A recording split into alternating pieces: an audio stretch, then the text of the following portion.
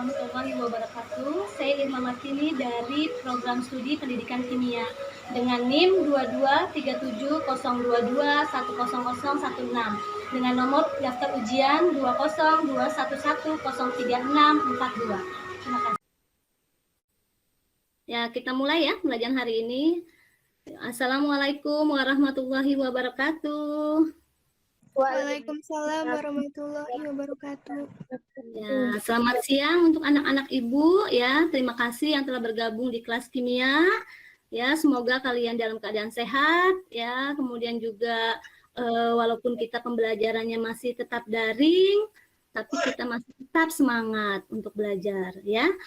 Nah, untuk lebih semangat lagi karena tadi katanya belajar habis matematika ya. Kita biar semangat lagi, bagaimana kalau kita peregangan dulu nih, relaksasi. Kita tangannya gerakan dulu nih, supaya ada peregangan. Boleh ya. Kemudian palanya boleh pijet-pijet kanan kiri ya. Nah, ke atasin tangannya, silakan. Yuk. Nah, yuk. Nah, pasti lebih semangat, insya Allah ya. Terima kasih ya. Nah, untuk kita nanti pembelajarannya akan dimulai dengan pembelajaran sifat koligatif ya. Nah, sebelum itu, ya, alangkah baiknya ya kita berdoa terlebih dahulu ya. Boleh dipimpin oleh Hensel, ketua kelasnya. Silakan Hensel. Mari teman-teman kita berdoa menurut kepercayaan kita masing-masing. Berdoa dimulai.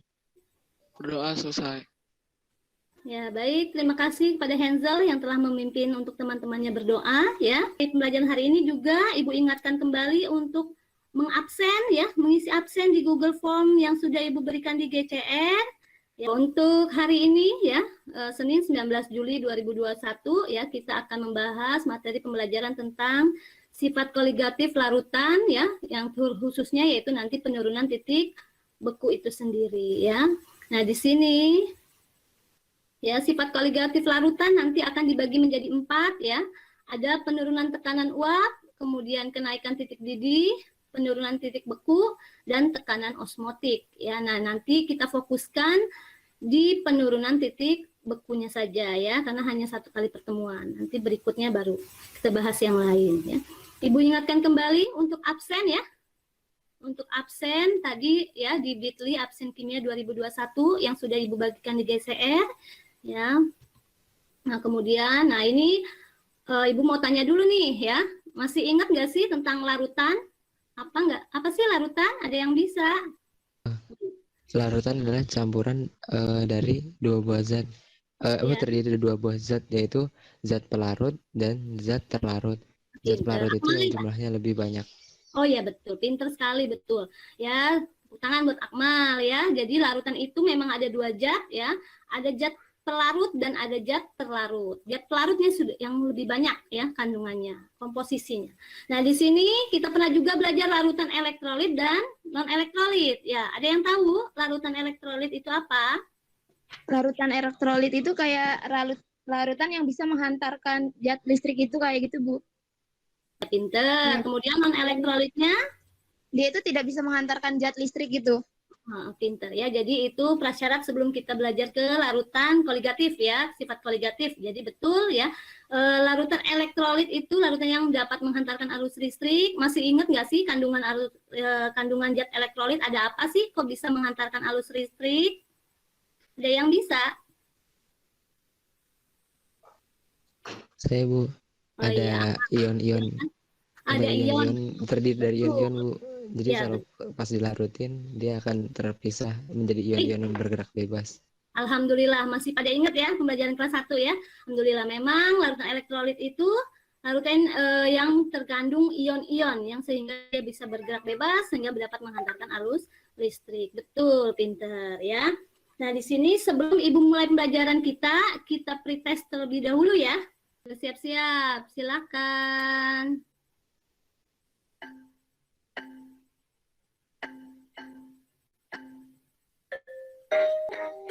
Iya. Oh iya, Akmal ya, pertama, kedua Erika, kemudian Mirananda. Bagi yang lain tidak apa-apa ya. Nanti kita betul ya.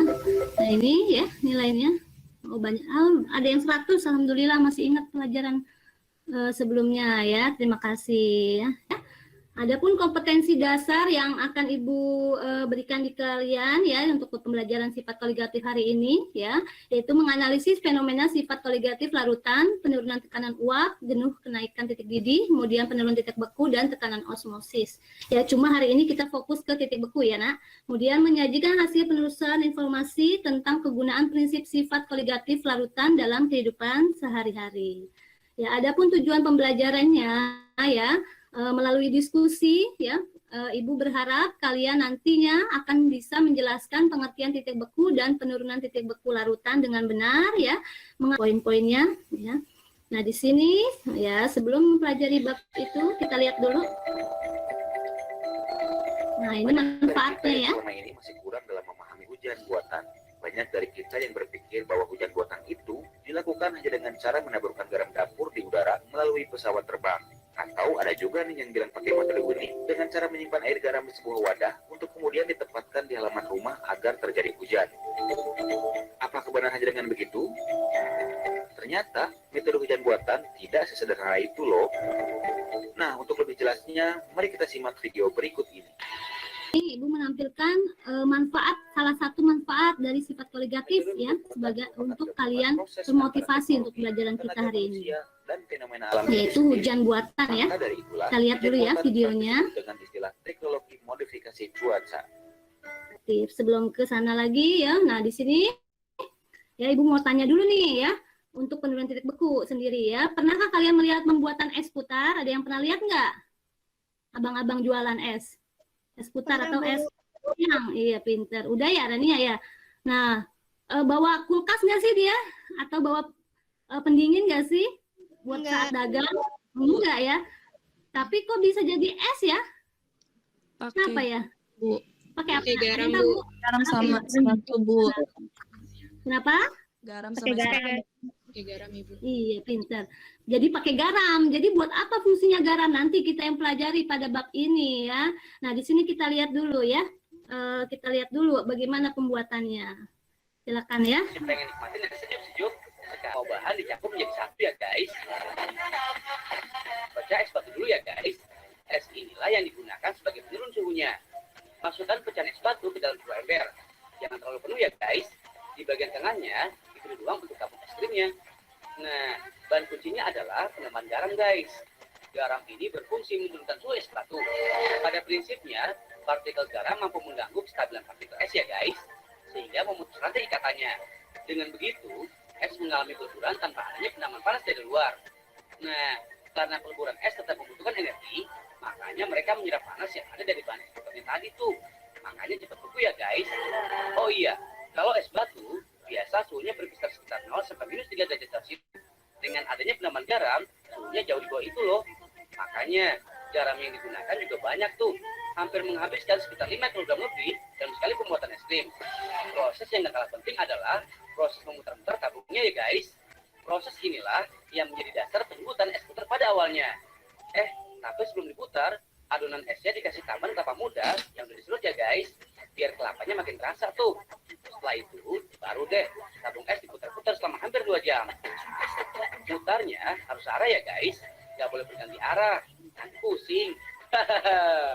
Bercanda ya guys. Soalnya kalau diputar nggak beraturan, proses membekunya akan lebih lama lagi. Dengan diputar-putar terus seperti ini, adonan es kan lebih cepat memadat ya guys. Secara perlahan partikelnya akan nempel di dinding tabungnya tuh. Nih, buktinya setelah cukup lama diputar, bagian partikelnya akan lebih dulu memadat. Nah, bagian yang udah memadat duluan ini dilepaskan dulu dari dinding tabung biar tercampur dengan yang belum memadat. Tujuannya biar suhunya lebih merata, jadi lebih cepat membeku secara keseluruhan. Nah, ya. Sebentar ya. Nah, di sini untuk menjawab itu semua ya, nanti marilah kita mempelajari penurunan titik beku larutan itu sendiri ya. Nah, di sini LKPD-nya sudah di-download ya, Nak ya. Sudah Ibu berikan ya di WA. Ya, nah, sekarang nanti masuk ke linknya masing-masing ya, dan membuka ketua kelompoknya membuka virtual lab-nya ya. Virtual lab-nya. Nah, nanti kalian akan mengerjakan ya LKPD yang sudah Ibu berikan ya. Ada data ya. Nah, di sini LKPD-nya Ibu berikan ya. Nah, kemudian nanti kalian menjawab pertanyaan berdasarkan hasil percobaan itu sendiri. Ibu contohkan terlebih dahulu ya. Semoga terlihat ya. Tampil ya, Nak ya. Yuk kita di sini nih. Terlihat ya. Nah, kita di sini ya ada titik beku larutan dan nanti ya ada di sini ada pelarut ya, komponen utama larutan yang tadi kalian sudah sampaikan si Akmal pada saat pertama ya, ada zat pelarut dan terlarut. Jadi ada 2 zat ya. Nah, di sini kita pakai pelarutnya air ya. Di LKPD-nya yang kemarin sudah Ibu bagikan kemarin ditulis adalah 500 gram. Nanti dimasukkan di sininya 500 gram ya, Nak ya. Nah, kemudian untuk percobaan pertama, Ibu menggunakan larutan namanya non-elektrolit ya. Nah, di sana ada naftalena Ibu pilih. Sebenarnya banyak ya, cuman waktunya nanti tidak cukup ya. Pertama, Ibu minta 80 gram untuk naftalena. Nanti kalian pendinginnya dimainkan ya. Nah, pendingin kursornya dimainkan ya. Nah, kemudian boleh sampai titik 0 boleh ya. Nah, yang penting sudah keluar titik beku larutannya. Nah, inilah yang dicatat di kalian. Yaitu berarti titik beku larutan minus 1,45. Ya, nah yang namanya penurunan titik beku ya, penurunan nanti kan titik beku air 0 ya. Berarti 0 derajat dikurang minus 1,45 berarti penurunannya adalah 1,45-nya ya. Tapi dia suhunya minus ya, di sini titik beku larutannya itu lebih minus dibandingkan yang suhu air pelarut ya. Nah, kemudian percobaan pertama nomor 2, naftalenanya diganti berapa gram? Nah, kalau pertama tadi 50, kemudian nanti yang kedua 100 ya. Bisa ya. Terus nanti yang ketiga 150. Kamu lihat nanti mainin pendinginnya, kemudian dilihat angkanya di sini berapa. Bisa ya. Nah, kemudian untuk cobaan kedua ya, Ibu menggunakan larutan yang namanya elektrolit. Ya, sudah tahu ya, larutan elektrolit itu salah satunya adalah garam dapur natrium klorida. Ya, nanti kamu klik natrium klorida, kemudian nanti yang diminta zatnya berapa? 50 yang pertama. Ya, klik 50, kemudian pendinginannya dicari. Ya, berapa titik beku larutannya? Yaitu minus 3,42. Ya, nah ini.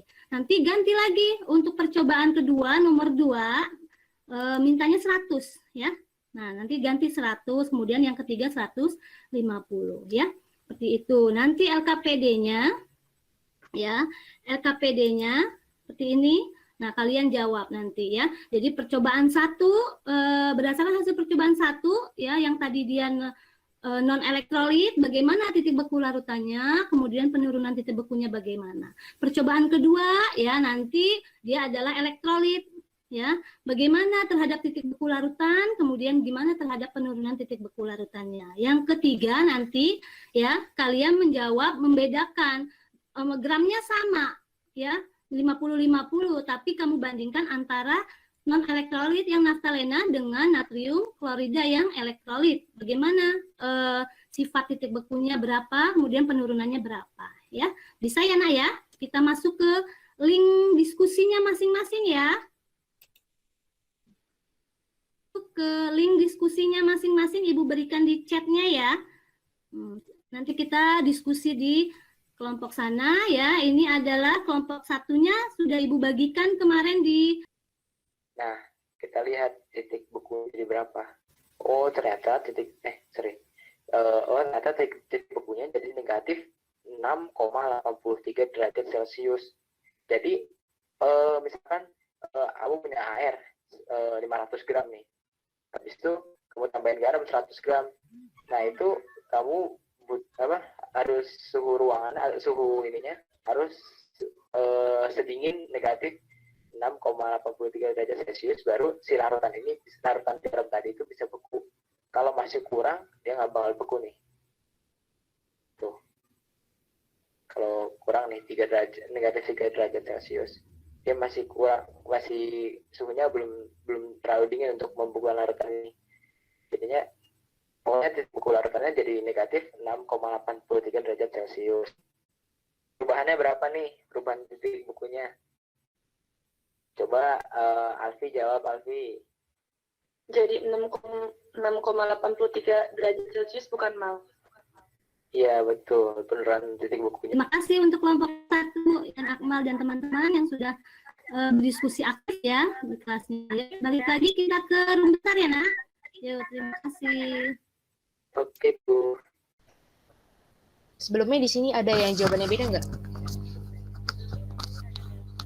Nggak ada kelas sama. Sama ya? Sampai sini kan Baik, untuk pada kelompok kebanyakan 2, sudah kalau paham. sudah selesai nanti kita presentasikan di kelompok room besar ya, di kelas besar ya. Nah, di sini keluar ya, boleh. Ya, Terima kasih untuk ke ya, baik kita ke yang room besarnya lagi. selanjutnya. Terima kasih. Dipersilakan. Terus ke percobaan yang kedua, yang C, zat pelarutnya juga masih air, 500 gram.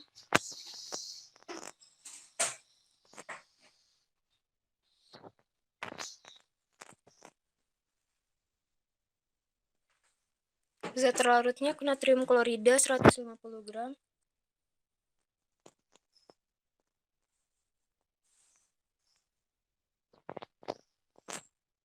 Titik beku larutannya minus 10,25 derajat Celcius. Jadi untuk ngitung penurunan titik beku larutan, 0 dikurangi minus 10,25 derajat Celcius, hasilnya jadi 10,25 derajat Celcius. 3 sudah gram NaCl di 500 gram air. berdiskusinya tentang vitamin. Ya. Ya. Kita coba Elena dulu, sudah? kita turunin suhunya. Terima kasih ya. Ya. Ya, baik. Nanti kita ke room besar lagi ya. Ternyata Kita titik ke beku room larutan yang besar itu lagi yang pertama berubah ya. dari 0 Kalau sudah derajat selesai di jadi diskusinya, negatif room kecilnya 3,42 nanti akan Ibu derajat tutup. Celcius. Kita balik lagi Nah, ke ini room titik besarnya bukunya. ya. Cat Terima dulu ya kasih di yang atas ini. sudah mempresentasikan untuk 3, Helena dan yang lain teman-temannya ya. Nah, kalau Aktif berdiskusi. berapa nih Terima kasih perubahan ya. titik Dari percobaan pertama, larutan air yang pertama, massa larutnya 500 gram, zat terlarutnya 50 gram. Tadi udah kita coba dan titik bekunya minus 1,45 derajat Celcius. Untuk penurunan titik bekunya 1,45 derajat Celcius. Untuk larutan kedua, massa airnya 500 gram dan massa naftalenanya 100 gram.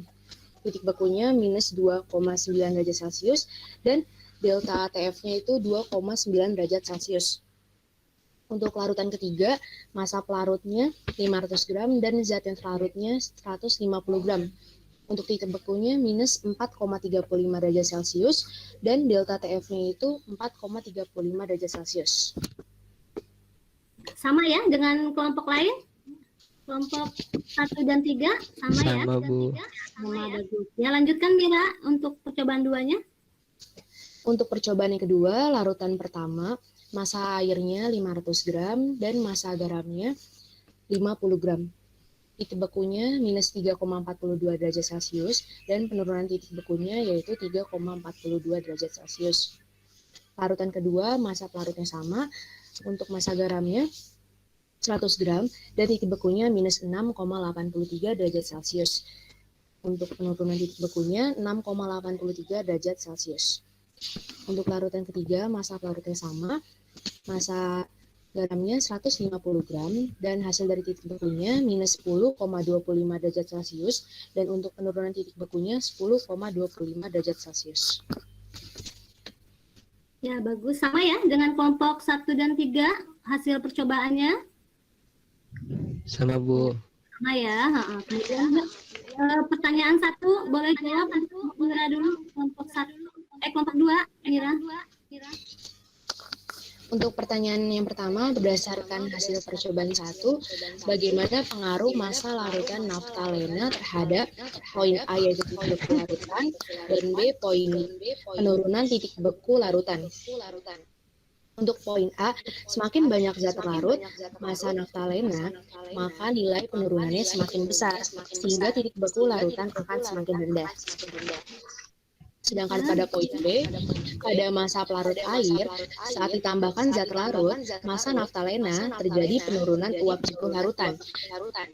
Dengan adanya penurunan uap jenuh larutan, akan mengakibatkan penurunan titik beku larutan. Sehingga dapat disimpulkan, harga delta TF atau penurunan titik beku ditentukan oleh banyaknya partikel zat yang terlarut, yaitu massa naftalena.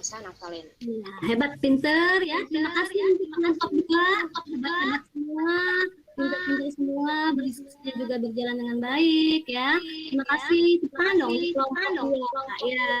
Ya. Terima kasih. Sekarang kita ke pertanyaan kedua. Kelompok 1 bisa mempresentasikan hasil jawabannya? Yuk, silakan. Siapa yang menampilkan?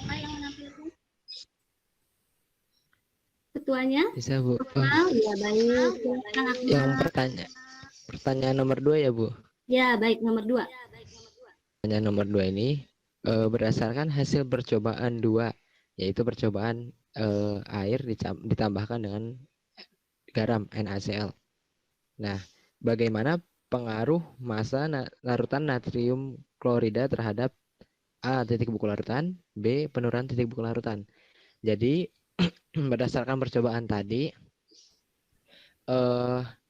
semakin banyak atau semakin besar massa zat terlarut yaitu garam NaCl yang ditambahkan ke dalam larutan tersebut, maka A. titik beku akan semakin kecil, yaitu penurunan titik bekunya akan semakin besar. A, yaitu titik beku larutan tersebut akan semakin kecil. Jadi suhu yang dibutuhkan untuk membekukan larutan tersebut harus lebih dingin lagi dibandingkan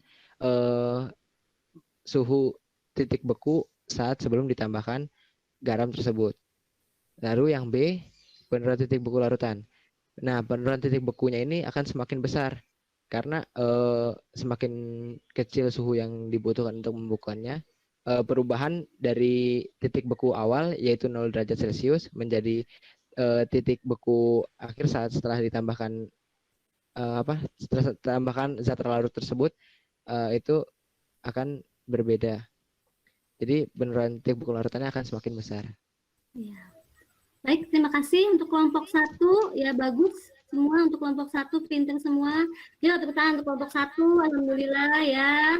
Bagus sekali ya. Sekarang yang terakhir pertanyaan 3 untuk kelompok 3 ya. Jadi percobaan, Bu. Ya. Perbedaan keduanya kalau ditambahkan naftalena dan juga garam pada massa yang sama. Iya. Kalau yang naftalena itu kan dia non elektrolit. Ya, betul. Penurunan titik bekunya itu lebih kecil dibandingkan dengan yang natrium klorida atau garam yang berupa elektrolit. Iya. Nah, ya, betul. Di masa yang bisa. Kenapa ya? Tadi ada yang bisa. Alasannya apa tuh? Ada yang udah mencari literaturnya? Karena jumlah partikelnya itu lebih banyak. Ion-ion itu, Bu. Pinter, betul ya untuk Rania. Yuk, hebat. Hebat semua ya, betul ya. Jadi kenapa dia berbeda di larutan elektrolit dan non-elektrolit penurunan titik bekunya? Karena larutan elektrolit itu memiliki jumlah partikel yang lebih banyak. Dia terbentuknya adalah ion-ion. Baik ya. Hasil diskusi kita alhamdulillah berjalan dengan baik ya. Sudah ya, Ibu tinggal presentasikan kita materi, masuk ke materinya ya. Ya, kita materi dulu sebentar. Ibu present dulu ya.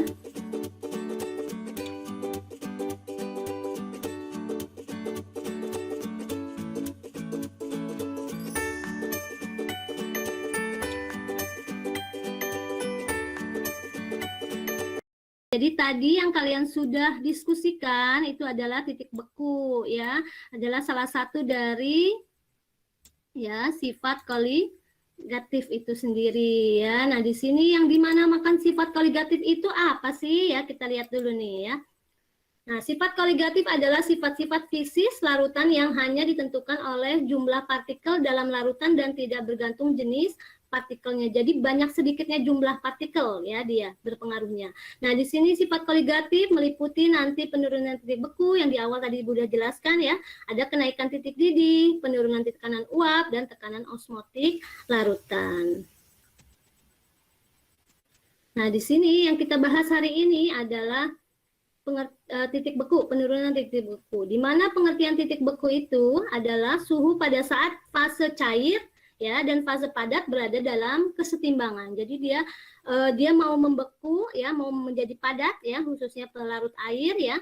Kemudian juga ada fasenya cair ke padat ya, membeku. Nah, di situ titik beku pelarut murni yang sudah kita ketahui air ya, yaitu adalah 0 derajat Celcius. Tapi pelarut murni tidak hanya air, boleh zat yang lain ya, tapi di sini Ibu tadi menjelaskan hanya air ya. Nah, kemudian dengan adanya zat-zat terlarut dalam zat cair, maka titik bekunya akan turun. Nah, di sini hal ini dikarenakan zat pelarutnya haruslah membeku terlebih dahulu. Jadi airnya beku dulu kalau pelarutnya air ya, baru zat terlarutnya. Jadi larutan bakal membeku lebih lama daripada pelarutnya itu sendiri. Ya, nah sini perubahan titik beku ya yang kita lihat air murni molekulnya nih ya di sini. Nah seperti ini ya. Nah ketika dicampur dengan etilen glikol ini akan lebih rendah karena ada zat terlarut ya, zat terlarut. Nah jadi yang membeku airnya dulu baru zat terlarutnya. Nah, jadi akan lebih rendah ya. Jadi titik beku larutan etilen glikol lebih rendah daripada pelarut murni itu sendiri. Nah, perubahan titik beku larutan dibanding pelarutnya akibat jumlah partikel zat terlarut ya. Yang tadi kalau tadi etilen glikol, nah di sini ada air pelarut H2O kalau tidak dicampurkan ya. Di sini keseimbangan dalam pelarut murni es air membeku dengan air cair ya, sama banyak air yang membeku dengan es yang mencair. Tapi bedanya dengan yang keseimbangan di dalam ada zat terlarut ya, misalnya air dicampur dengan gula. Nah, di sini keseimbangan es dengan air yang mengandung zat terlarut lebih banyak air yang mencair dibanding molekul air ya yang membeku. Nah, kesimpulannya karena adanya zat terlarut, larutan menjadi lebih sulit membeku ya. Nah, di sini sehingga titik beku larutan lebih rendah dibanding titik beku pelarut murni itu sendiri ya. Jadi dia harus membekukan pelarutnya itu sendiri baru zat terlarutnya, maka akan lebih rendah ya. Nah, di mana nanti rumus untuk penurunan titik beku ya tadi ya adalah penurunan titik beku yaitu TF pelarut dikurang TF larutan, di mana delta TF yaitu TF 0 ini simbolnya ya dikurang TF. Ya, yang tadi kalau suhu pelarutnya air berarti 0 dikurang bekunya berapa tadi titik bekunya ya, jadi minus. Jadi kalau penurunan tidak ada yang minus. Nah, kemudian untuk rumus delta TF ya penurunan titik bekunya di mana nanti kalau diketahuinya massa ya gram atau molalitas di sini molalitas M sama dengan M ya. Di sini M kali KF di mana M-nya adalah molalitas, KF-nya adalah tetapan penurunan titik beku molar. Ini sudah diketahui tetapan ya. Jadi sudah diketahui ya tetapannya. Nah, untuk mencari molalitas itu sendiri yaitu nanti gram per mR dikali 1000 per P. Gramnya adalah massa zat terlarutnya. Kemudian P-nya adalah yang di bawahnya massa zat pelarutnya. Kalau air ya berarti air. MR-nya massa merumus zat terlarutnya. Ya, itu ya. Nanti kita contoh soal. Nah, ini perhitungan penurunan titik beku. Ya, contoh soalnya, misal Ibu punya hitunglah titik beku larutan yang terdiri atas 10 gram glukosa, MR 180 dalam 500 gram air. Nah, di sini KF-nya 1,86 KF air. 10 gramnya adalah berarti gram terlarut glukosanya ya, di mana MR-nya 180, 500 gram adalah P besarnya pelarutnya ya. KF-nya 1,86. Mana molalitas rumusnya massa per mR atau gram per mR dikali 1000 per P. Jadi didapatlah 0,11 M ya. Nah, ini ya. Kemudian untuk penurunannya bagaimana? Yaitu delta TF sama dengan rumusnya KF dikali molalitas itu sendiri. Jadi kalau dalam soal sudah diketahui molalitas ya, nggak usah dicari lagi. Kalau ini tadi kan soalnya belum diketahui molalitas. Kalau sudah diketahui molalitas ya tinggal kalikan. 1,86 ya dikali dengan 0,11 menjadi 0,20. Di mana titik beku larutannya ya, yang tadi delta TF dikurang TF air dikurang TF larutan. Nah, di sini karena yang diketahui adalah penurunannya 0,20, TF air 0 ya. Jadi di sini TF larutan. TF larutan sehingga menjadi minus, tanggal ditambahkan TF larutan, minus 0,20 derajat Celcius. Itu ya untuk perhitungan dalam penurunan titik beku. Nah, di sini perbedaan penurunan titik beku larutan elektrolit dan non-elektrolit yang tadi kalian sudah praktekkan juga ya. Ada naftalena yang non-elektrolit dengan garam yang elektrolit. Nah, mengapa larutan elektrolit mempunyai harga perbedaan titik beku yang lebih besar ya? Tadi sudah betul dijawab oleh Rania ya. Zat elektrolit sebagian atau seluruhnya terurai menjadi ion-ion. Jadi untuk konsentrasi yang sama, larutan elektrolit mengandung jumlah partikel yang lebih banyak daripada larutan non-elektrolit itu sendiri ya. Nah, di sini molekulnya kita lihat.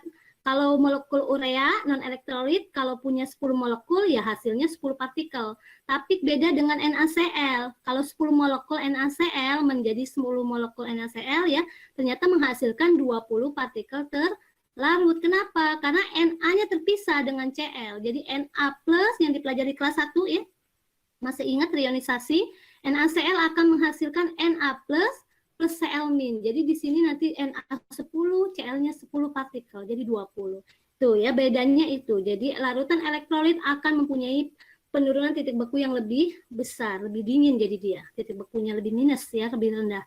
Nah, di sini aplikasi penurunan titik beku yang tadi kita sudah ketahui ya, ada pembuatan es putar ya. Jadi kalau dikasih garam, kenapa ada garam? Karena buat merendahkan suhunya itu ya. Jadi pelarutnya 0 derajat, kalau dikasih zat terlarut garam akan lebih minus, jadi cepat membeku dia ya. Itu salah satunya pembuatan es putar ya, tanpa kulkas bisa jadi es. Nah, kemudian juga digunakan untuk di area yang dingin ya, mencairkan salju di jalan raya dengan penambahan garam. Jadi garam kalau ditambahkan nanti saljunya akan lebih mencair, lebih cepat ya. Kemudian juga untuk membuat zat anti beku pada radiator mobil ya dengan etilen glikol ya. Kemudian juga ada aplikasi penurunan titik beku. Kenapa sih kok di beruang kutub ini kok hewannya tahan dingin ya? Kenapa? Karena ternyata ada zat anti beku di dalam tubuh hewan itu ya. Nah, itu. Jadi itulah kegunaan dari penurunan titik beku aplikasinya ya. Sampai sini ada yang ditanyakan sebelum kita ke soal ya? Paham ya yang Ibu jelaskan ya? Dan kalian juga tadi diskusinya sudah bagus, sudah mencari informasi sendiri ya. Kita main quiz lagi ya untuk post testnya ya, sudah mempelajari sifat koligatif penurunan titik beku. Kita mulai post testnya.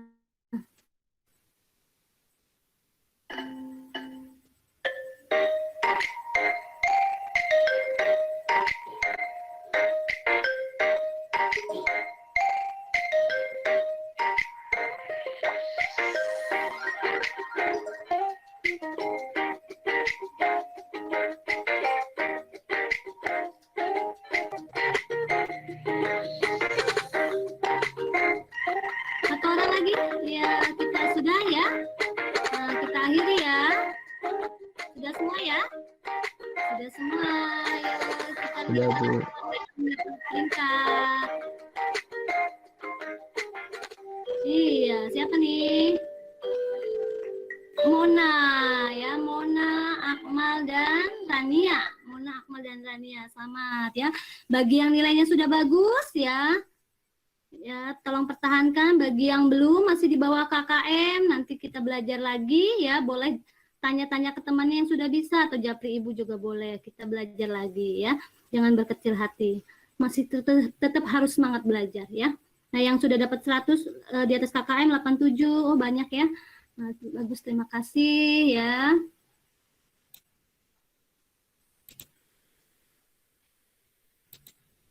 Ya, baik ya. Jadi itu hasil post test yang telah kita lakukan ya. Nah, di sini sebelum Ibu menutup pertemuan kita hari ini ya, ada yang bisa menyampaikan kesimpulan hari ini? Ya, kita belajar apa sih? Ya, belajar sifat koligatif ya. Apa yang dimaksud dengan sifat koligatif? Ayo, siapa yang bisa? Oh ya, baik Hansel, siap. Oh, Rania, apa Hansel? Gantian ya. Mau siapa dulu nih, Rania atau Hansel? Pada bersemangat ya belajarnya. Hansel dulu ya, Rania. Ya, boleh ya. Kalau dari saya tadi, kalau Ya. sifat koligatif larutan adalah sifat-sifat fisis larutan yang hanya ditentukan oleh jumlah partikel dalam larutan. Pinter, benar ya. Jadi di sana sifat koligatif itu hanya berpengaruh terhadap jumlah partikel zat, ya, betul ya. Jadi sifat-sifat fisis, betul ya. Pinter Hensel. Terima kasih untuk Hensel. Yuk, untuk kesimpulan yang kedua, ada yang tahu ada berapa macam sifat koligatif? Walaupun hari ini kita mempelajari penurunan titik beku, ya. Oh ya, silakan Rania, sudah hands. Ya, silakan raise hand. Ya, Rania, silakan. Sifat koligatif itu meliputi ada 4 gitu. Yang pertama ada penurunan titik beku, kenaikan titik didih, penurunan tekanan uap, dan tekanan osmotik larutan. Benar, betul, sangat betul sekali ya Rania. Terima kasih, sangat pintar ya. Terima kasih untuk Rania. Betul, ada 4, ada penurunan titik beku, kemudian kenaikan titik didih, penurunan tekanan uap, kemudian ada tekanan osmotik ya. Nah, kemudian kesimpulan yang ketiga, ada yang bisa titik beku itu apa sih? Ada yang paham? Tadi kita udah belajar titik beku apa ya? Ada yang mau menyimpulkan titik beku tadi apa ya? Oh, Rania lagi. Ya, nggak apa-apa. Yuk. Ya, yang lain mungkin sinyal juga. Yuk, Rania silakan. Apa, Rania, titik beku larutan itu, nah? Titik beku adalah suhu pada saat fase cair dan fase padat berada dalam kesetimbangan. Contoh dari titik beku pelarut murni itu ada air 0 derajat Celcius. Iya, pinter. Betul. Titik beku ya adalah di mana suhu pada saat fase cair dan fase padatnya itu berada pada kesetimbangan. Betul ya. Betul. Nah, yang terakhir nih kesimpulan yang bisa diambil ya. Penurunan titik beku lalu elektrolit ya. Ada tadi elektrolit dan non elektrolit. Mana yang lebih besar? Ya. Apa kesimpulannya? Oh, Hensel. Yang raise hand. Ya, dipersilakan. Kalau yang tadi lebih besar penurunan titik beku elektrolit lebih besar dibandingkan non elektrolit karena larutan elektrolit mengandung jumlah partikel yang lebih banyak karena adanya ion-ion. Iya, betul ya, karena di dalam larutan elektrolit dia adanya ion-ion ya, jumlah partikelnya pasti akan lebih banyak, betul ya. Jadi dia akan lebih mempunyai penurunan titik beku yang lebih besar ya. Nah, jadi untuk hari ini ya hanya itu yang bisa Ibu sampaikan, yaitu penurunan titik beku, di mana tadi kita juga belajar manfaatnya, aplikasinya, peranannya ya dalam kehidupan kita sehari-hari. Banyak sekali ya penurunan titik beku itu ya. Mungkin hanya di sini ya. Untuk minggu depan ya, karena di sini baru hanya 1 sifat koligatif ya. Untuk minggu depan kita akan membahas tentang kenaikan titik didih itu sendiri ya. Kenaikan titik didih itu juga merupakan salah satu dari sifat koligatif ya. Baik ya, ada yang ditanyakan untuk materi hari ini? Nah, kalau tidak, Ibu akan tutup ya. Tidak, Bu. Oh, tidak. Baik, terima kasih ya yang telah bergabung di kelas Ibu ya. Tapi tetap masih semangat, hebat-hebat semua, alhamdulillah ya. Nah, untuk mengakhiri pembelajaran kita hari ini, kita berdoa terlebih dahulu ya. Baik, Hensel siap, ketua kelasnya ya untuk memimpin teman-temannya, dipersilahkan. Mari teman-teman kita berdoa menurut agama dan kepercayaan kita masing-masing. Berdoa dimulai. Berdoa selesai. Ya, terima kasih kepada Hensel yang sudah memimpin teman-temannya untuk berdoa. Dan Ibu ucapkan sekali lagi terima kasih kepada kelas 12 ya, IPA nih ya. Terima kasih untuk bergabung di kelas kimia 12 ya. Semoga kita bertemu di minggu depan ya. Tetap jaga kesehatan ya. Prokesnya tetap dijaga ya. Tetap di rumah saja ya. Mungkin hanya itu yang bisa Ibu sampaikan. Mohon maaf apabila ada kesalahan ya. Ibu akhiri wabillahi taufik wal hidayah. Wassalamualaikum warahmatullahi wabarakatuh.